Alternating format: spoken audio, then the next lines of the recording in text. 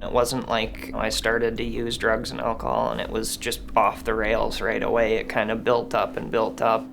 But what really, really changed pace for me was I got in a car accident when I was 16. Was going about 100 miles an hour around this sweeping corner. I almost killed 2 of my friends.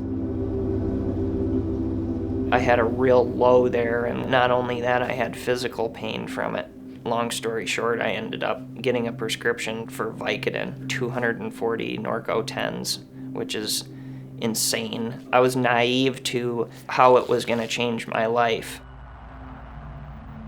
35% of people in this country over the age of 12 have at some point an abusive drug or alcohol period in their lives, and 12 to 15% become addicts. Pretty shocking numbers. When I ask anybody, why do you use? The most common answer I get is to feel better. And when did you start using? Well, statistically, our average age of first use is 12, 13 years old. I was looking for any kind of release to take away those awful feelings that I was having, and it was that quick fix that I wanted. By the time he was 18 and 19, he was buying pills online because he couldn't get enough prescription. There was no trust. I didn't know what to do anymore. We didn't know what to do as parents. I put this mask on, but it was absolute hell. I just felt stuck, and I had to go through a lot to get me to these doors. People die in this disease, and we can give it all kinds of reasons why, but the bottom line is alcoholics and addicts are sick people, and they need help figuring some things out, and that's what we're here to do.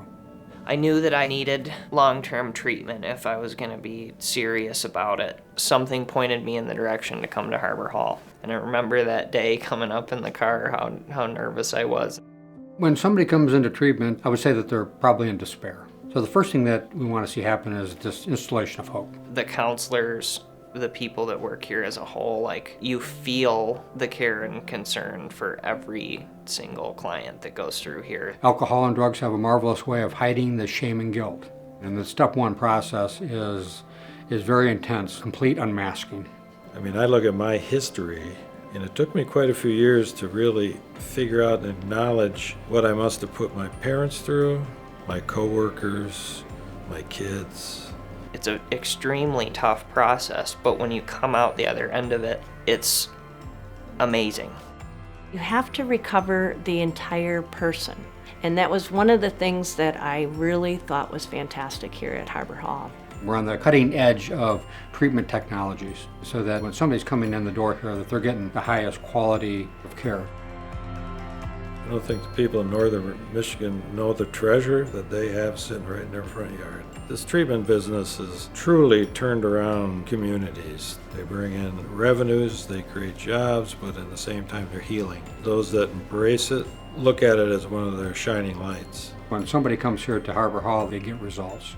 You take the 4 different locations and put them all together, it's a pretty good number of folks. I see the lives that it changes. If I did not go through Harbor Hall, I would be dead, no question. What's a life worth? That's what keeps me going, because somebody saved mine.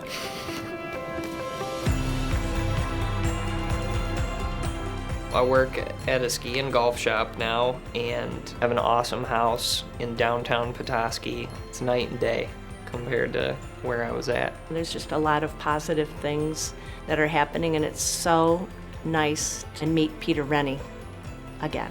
It's important to invest in this organization so that we can continue to grow and expand and provide the best care, the best counselors, the best facilities. I see us as an organization that's on the move. I've got a staff that is not afraid to do anything. It's about the people, it's about the mission, it's about recovery, it's about saving lives. Wherever there's a need is where I think that we need to be. It's a lot of work ahead. The community's full of people that had a second chance, and the big picture is we're trying to save people's lives.